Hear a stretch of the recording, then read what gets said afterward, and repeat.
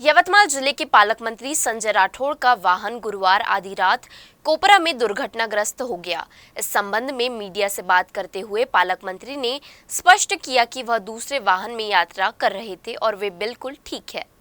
माझ्या गाडीच्या अपघाताबद्दल विविध वृत्तवाहिन्या आणि सोशल मीडियावर ज्या पद्धतीचं या ठिकाणी चर्चा चालू आहे त्या चर्चेमध्ये तथ्य नाही।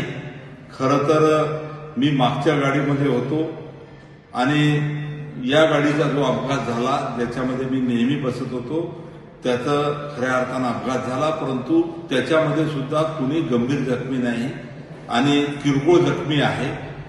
सोशल मीडियामध्ये ज्या पद्धतीने आज दाखवल्या जात आहे ते सर्व बातम्या निराधार आहे आणि मी खऱ्या अर्थाने आपल्या सर्वांना आवाहन करतो, माझ्यावर प्रेम करणारे अनेक लोकांचे फोन मला येत आहे।